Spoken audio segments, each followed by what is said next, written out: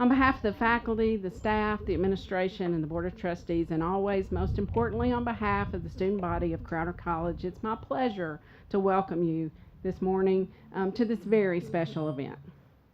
Today we are capping off a year of Merit Center celebrations by dedicating the remodel of the 2005 Crowder Solar Decathlon House and by inducting our second honoree in the Crowder College Alternative Energy Hall of Fame.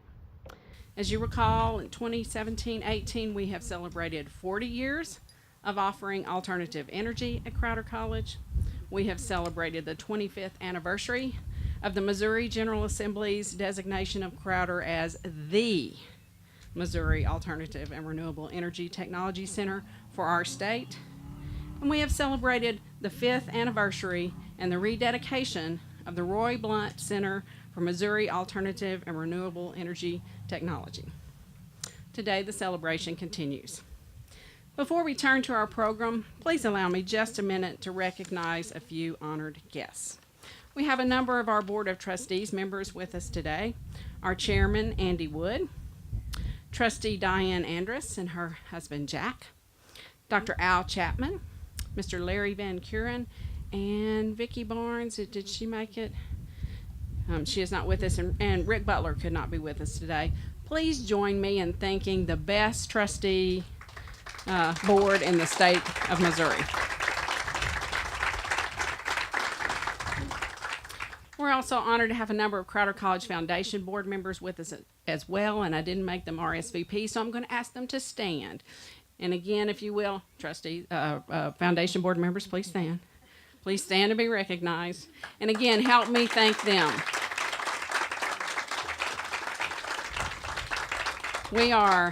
Both of these boards are just incredible boards, and my colleagues across the state would agree. We are quite fortunate. Also among us are several county and city elected officials, representatives from various area boards, community leaders, area K-12 folks, Crowder patrons, partners, alumni, employees, and students. Welcome to each of you, and thank you for being here today to celebrate with us. We are excited that at the conclusion of today's program to invite you to visit both the 2002 and the 2005 Crowder College Solar Decathlon homes. This year, thanks to a very generous Crowder College donor, Mrs. Carol Signetti Gaskell, the 2005 Solar Decathlon House has undergone a major renovation, completed largely by Crowder College students. Mrs. Gaskell could not be with us today. We will honor and formally thank her at another time. However, a number of the students who worked on the remodel are with us today. And so at this time, I invite Dr. Glenn Colthorpe, Crowder's Vice President for Academic Affairs, to the podium to talk a little bit more about the remodel and these talented students. Glenn?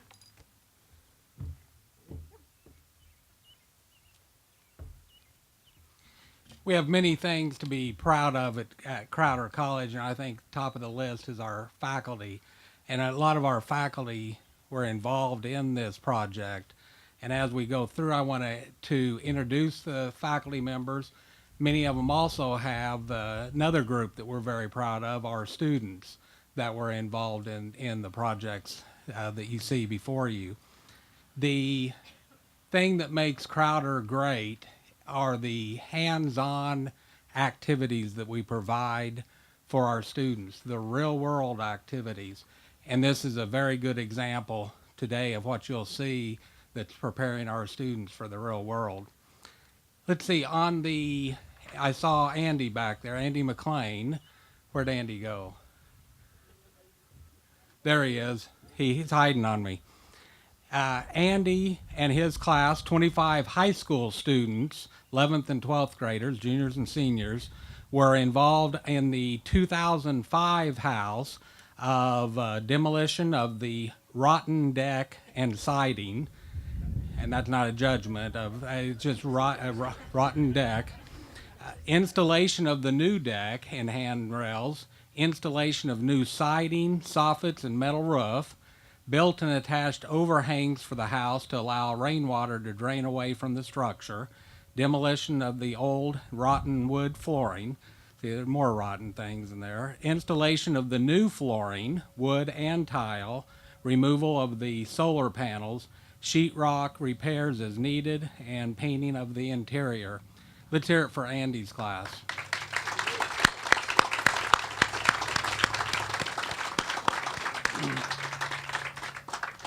Terry Clarkson, I see Terry through there. Terry was working on the 2002 house with 8 college students.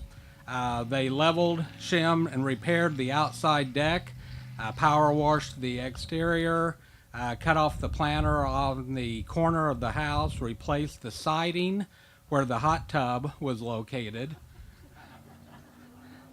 That's where I would go every afternoon. I can't go there now every afternoon. Replaced the brick molding around the doors and repaired the door jambs. Let's hear it for Terry and his class.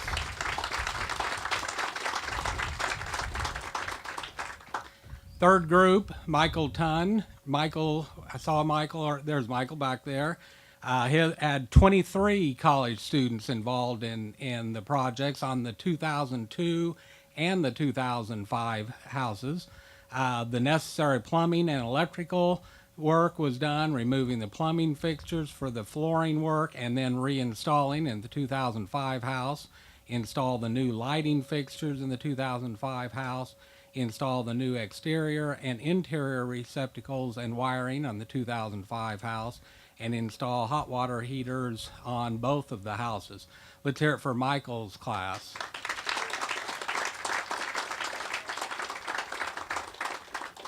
Our fourth teacher that was involved with the project, side story, when he was a student here, Joel, you were involved with the 2002 or the 2005 house? I was the senior project manager in 2002 house, and that's a neat story of being here as a student involved with that house, and then later on as an instructor to be involved with it again. That's pretty cool. Joel had 6 college students that worked with him on both houses. They removed the solar equipment as necessary for renovation work, the inverters, the electrical systems, and the thermal boards. And I can explain all those to you later on if you have questions. They evaluated the solar panels for the 2005 houses, and most will be able to be reused and hopefully installed as a ground mount solar array in the fall semester. Let's hear it for all of our teachers and students that worked on this project. Thank you.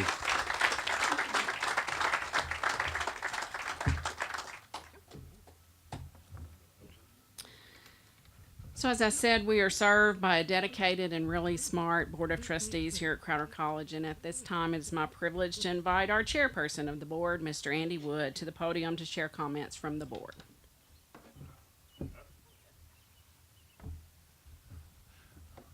I have to admit, when I got here and heard the music, I kind of blanked out and thought, oh, hell, I forgot my ashes to ashes, dust to dust speech, that music. You know, I've always wanted to say it. I am the Alpha and I am the Omega. I heard that. And I guess, come to think of it, I shouldn't be like President Trump and go off the text, and it gets us both in trouble. But really, Art Boyd and Dr. Farnsworth, I guess they are the alpha of the MARET program. Dr. Methvin suggested, in honoring Dr. Farnsworth today, it made sense to speak about servant leadership. Now, if Dr. Methvin had suggested that to James Tatum, Mr. Tatum would have shot back immediately. Any day you speak at Crowder is a good day to talk about servant leadership. And but today I will say, in honoring the Farnsworths, Holly and Kent, speaking on servant leadership is pretty easy because, and all of you know this, Farnsworths personify servant leadership. Today, specifically, honoring Kent's achievements in advancing alternative energy at Crowder College and in his personal life and his home dovetails nicely into discussing servant leadership. Most of you know Dr. Farnsworth was president at Crowder College from 1985 to 2004, with an encore performance as interim president in 2013-14, which in itself was an example of servant leadership. Dr. Methvin here in a little bit will speak of Kent's contributions in merit and alternative energy, but let me suggest when you listen to those achievements, each and every one of them were inspired by Kent's dedication to servant leadership. These achievements, in each example, went above and beyond his job as president at Crowder, and I might add, without compensation. I might also suggest that all of Dr. Farnsworth's contributions in alternative energy are not only based in leadership through service to Merit and Crowder College, but in advancing and making us all aware of the importance of alternative energy in our nation and the world. And once again, probably shouldn't deviate from the text, but when you think about the last 45 years, the conflicts we've had in the world are either based on energy, lack of alternative energy, or therein. Kent and Hawley, as true servant leaders, also moved back to this area, built a house with the assistance of Mr. Boyd, I believe, which may be the best example in Newton County of a house built for sustainable living, from design to materials to system applications. Barry Posner, in his book, The Leadership Challenge, says, "Leadership is not an affair of the head. Leadership is an affair of the heart." I would suggest with Kent Farnsworth, servant leadership and promotion of alternative energy are synonymous principles. On behalf of the Board of Trustees of Crowder College, we honor Dr. Kent Farnsworth's induction into the Crowder College Merit Hall of Fame. Thank you.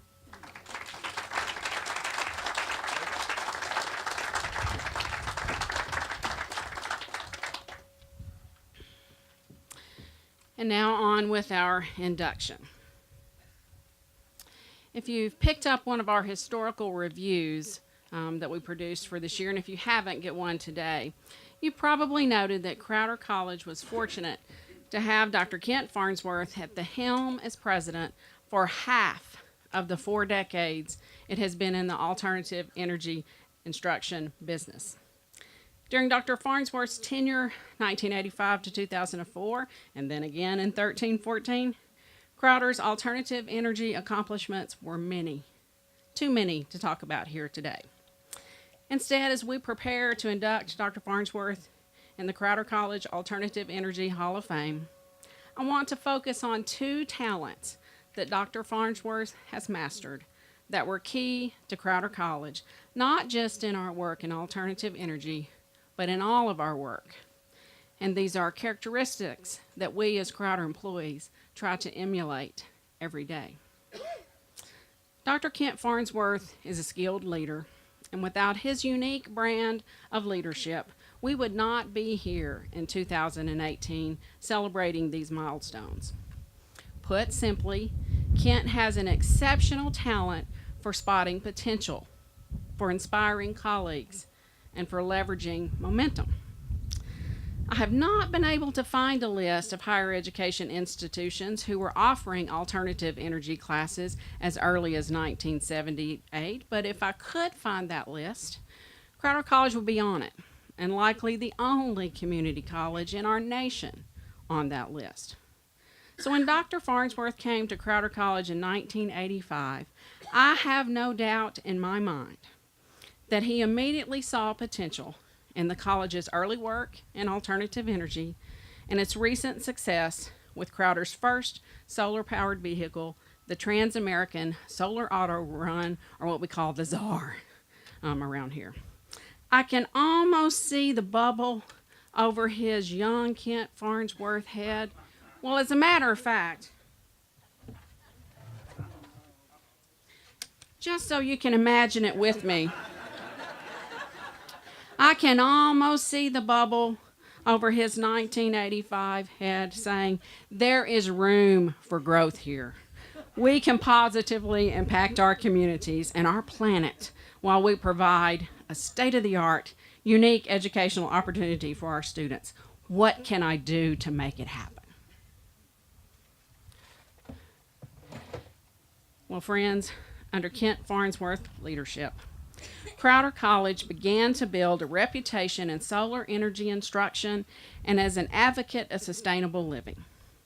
The college designed and built 2 more solar-powered vehicles, which, let's face it, shamed many university and corporate competitors, and by 1992 was such a national and international leader in the field of alternative energy that the Missouri legislature saw fit to name Crowder, and I like saying this, I'm going to say it one more time, the Missouri Alternative and Renewable Technology Center for our state. Crowder went on to compete in solar cycling competitions, and as you know, in 2002, competed in the Department of Energy's first solar decathlon with a home that sits behind the one that's directly behind us right now, the brown one. That home won first place in 3 competition categories in the decathlon, finished 6th overall, and won the People's Choice Award.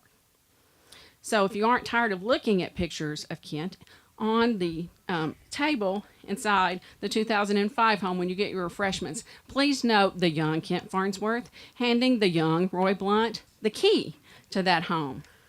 I know there are many factors and many people that were key to all of Crowder's successes in alternative energy. Donors, supporters, faculty, students, volunteers, trustees, lawmakers, risk takers, idea people, and detail people. They were all important in all that we have done. But I also know that as our president, Kent Farnsworth's exceptional leadership talents came in quite handy. His ability to be both visionary and practical, cheerleader and wrench turner, if you will, have been key. He could imagine and dream about what could be right alongside our faculty, staff, and supporters, but he also kept his eye on safety and academic excellence. He knew we needed resources and curriculum and public support. He knew that media attention was difficult but advantageous. He was the voice of reason that kept us focused on student first always. He was and is the unique leader with the rare talent of recognizing and nurturing potential. And aren't we glad that he recognized Crowder's potential in alternative energy? I said there were 2 characteristics that Dr. Kent Farnsworth possesses that I believe have been key for Crowder. In addition to being a practical visionary who can capture potential, Kent Farnsworth is a doer. When Kent thought to his young self in 1985, do I need to get the picture back out? When Kent thought to himself, there is room for growth here, what can I do to make it happen? He meant, what can I do? Kent's not afraid of a challenge, and he puts sweat equity into everything he does. He was willing to do all that his students and employees were asked to do, and I think you know that in 1987, Kent was willing to be a pilot in Crowder's second solar car, the Star 1, in the World Solar Challenge race across the outback of Australia. Now, Kent, there are so many things you do well that most of the rest of us can only dream about doing, but squeezing yourself into that little hot box of a car, that's something the rest of us just aren't going to be able to do.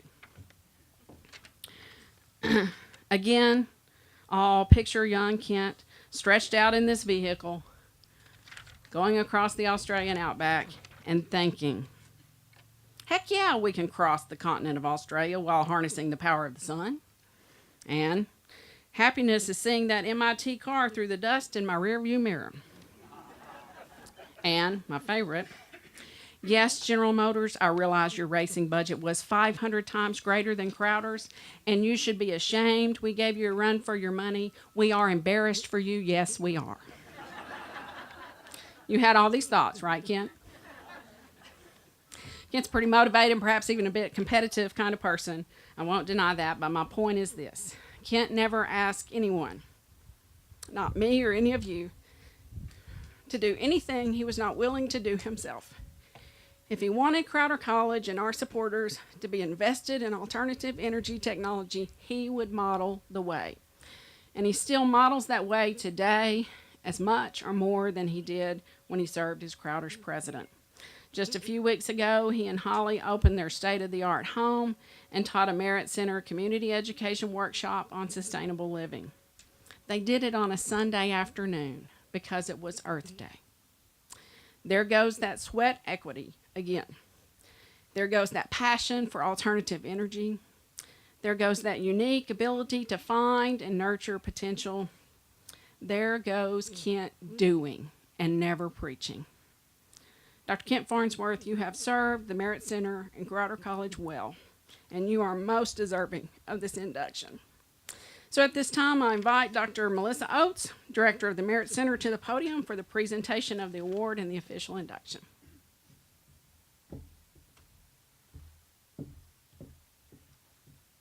You know, today it's windy and sunny, so it's a good day for alternative energy, and it's a great day for Crowder College. I want to begin my comments by saying a big thank you to all of those who have made today's celebration event possible. It really does take teamwork to make the dream work. I want to give a shout out to TJ Angel and his maintenance team, putting the tent up, getting everything set up this morning. Carrie and Mr. Wolven as well, to the video and audio. A special thank you to Tim Lutters and James Davidson for the work they've done as a maintenance crew on the houses this year. Also, Mitch Cordray and his IT team. Both of the houses are now fully ready. They've got Wi-Fi as well as wired computer access. And I am just so thankful for everyone's support as we pulled together to make these houses what they are. Of course, the students that we've already recognized and their instructors. Very grateful for the support of our Board of Trustees and administration. And just really grateful today for everyone that pitched in to make it a success. Dr. Farnsworth took the helm of Crowder College the year after 4 ambitious Rough Riders went from California to Florida in a solar car. And Dr. Farnsworth fanned the flames of enthusiasm for solar racing, and he was a catalyst for growth. He was a catalyst for growth for the alternative energy program, as well as for Crowder College. During his time as president, enrollment for the college doubled, 3 off-campus sites were established, and many new structures on campus were built. Dr. Farnsworth's support of the Merit Center laid a foundation that we are continuing to build on today. His support of the Star 1 project and races led to Star 2, Swift Sure, and numerous solar races that Crowder competed in and hosted. Crowder's success in solar racing opened the door to the college participating in the first ever solar decathlon competition in '02. And we could say that all of Dr. Farnsworth's encouragement and promotion of alternative energy products is the underpinning of the other projects, such as the 2005 Solar Decathlon Competition, the 2015 Solar Decathlon Competition, and the building of the Merit Center building behind us. In the 2 short years that I have been here, the Farnsworths have been kind to share pictures and information about the alternative energy program and its history. And as Dr. Methvin just mentioned, last month on Earth Day, Kent and Holly opened their home for a sustainable home tour. Thank you for your kind-heartedness. In preparing for today, I found a few reports, and I've got them collected in this notebook here. They are reports from Dr. Farnsworth in 1987, that trip down under where he helped drive Star 1. I've compiled the reports, and you're welcome to view them as you tour the home. One of the notes details a wreck that happened while the car was being driven near Renner Springs, Australia. The car flipped over in strong winds, solar cells were damaged, the structure had to be repaired, and President Farnsworth gave the report back to the college. We're back on the road, we're not done yet. Dr. Farnsworth, I'd like to report to you, we're not done yet. Thank you for paving that road for us. Thank you for your support. Thank you for your contributions. It is my honor to induct you into Crowder's Alternative Energy Hall of Fame. If you'll please come. This is for you. Yes, you can slide that in there if you wish to.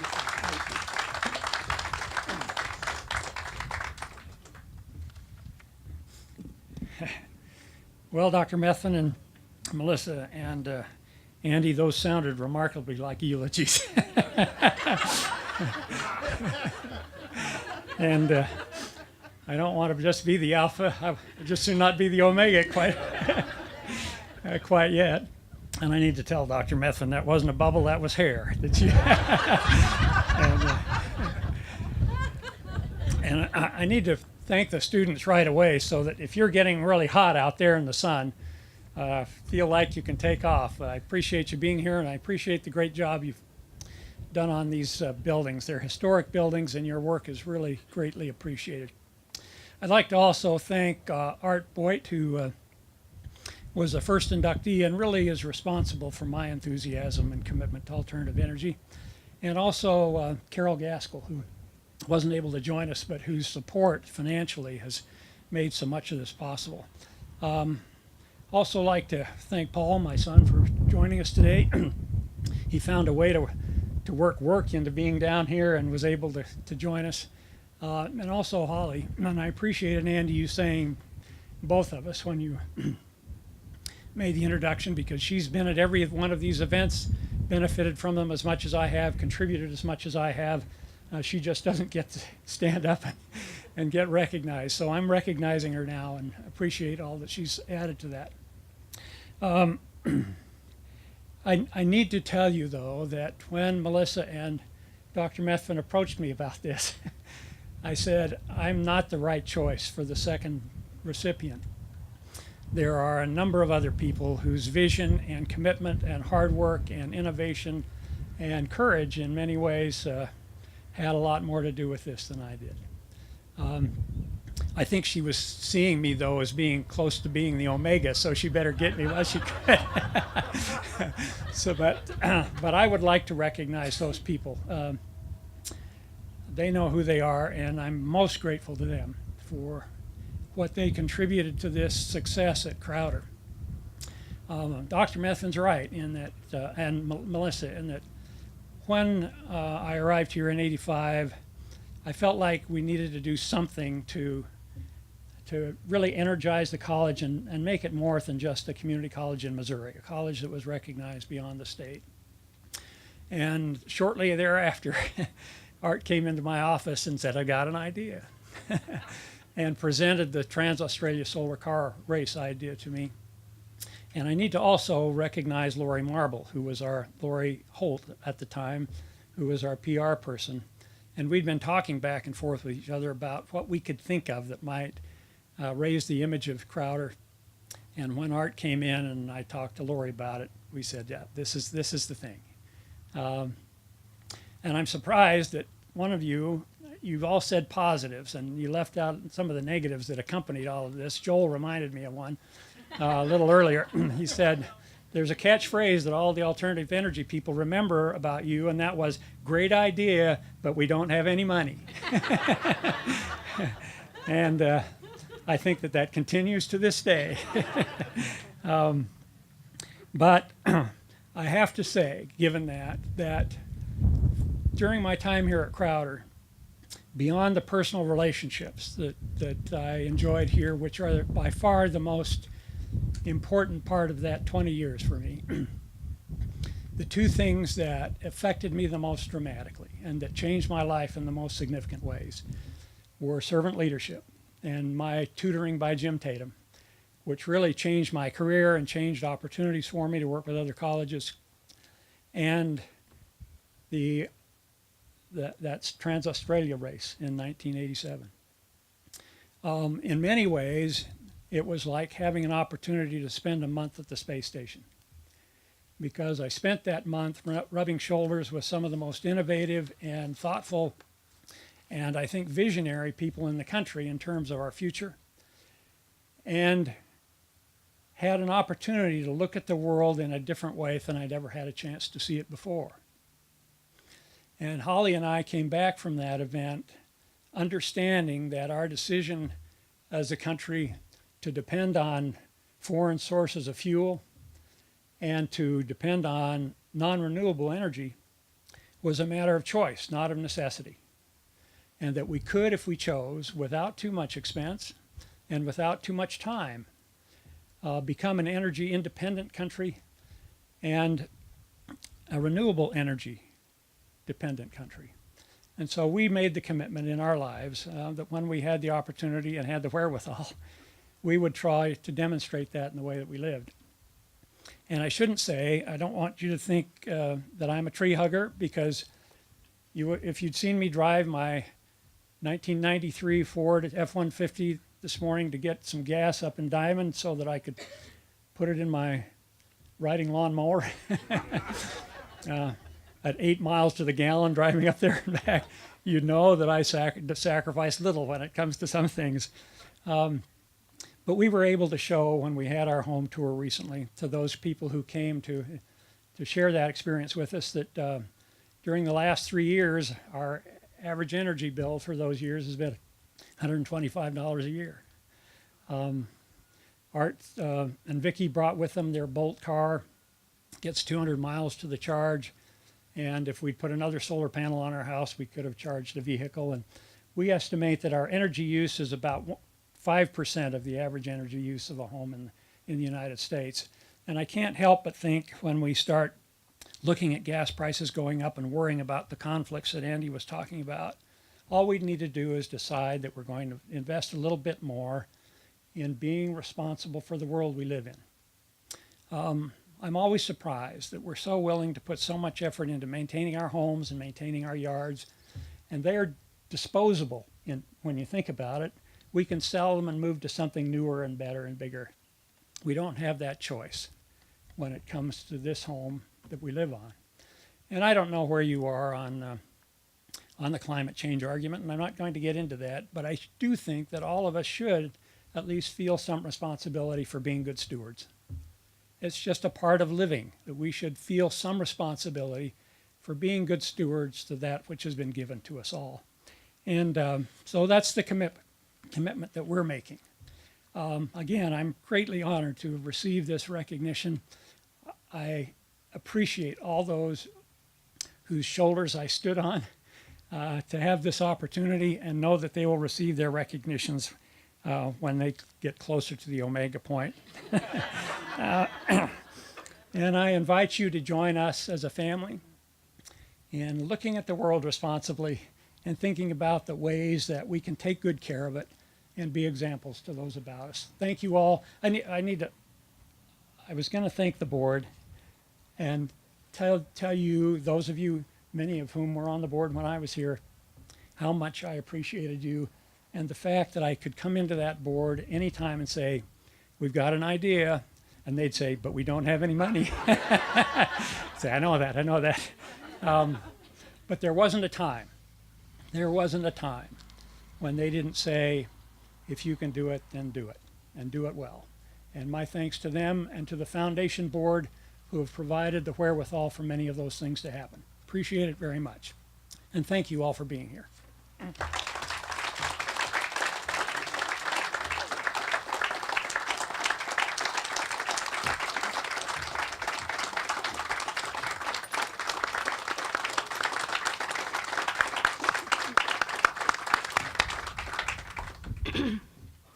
We're going to conclude today by inviting those very students that Dr. Colthorpe talked about and their faculty and our Merit Center faculty and staff to come forward, and we're going to cut the ribbon on the newly remodeled 2005 Solar Decathlon home. After that, we invite you to join us inside both homes, 2002, 2005. Take a look at some of the work that has been going on. Enjoy some refreshments. And I'm not letting Holly off. There's a picture from the Australia days of Holly inside the house as well. She and I had very similar hair at that time. Not now, thank goodness. But we invite you to join us at that time. And enjoy some refreshments and some fellowship with the Farnsworth. Paul, thank you for being here today. Thank you all. Let's cut the ribbon.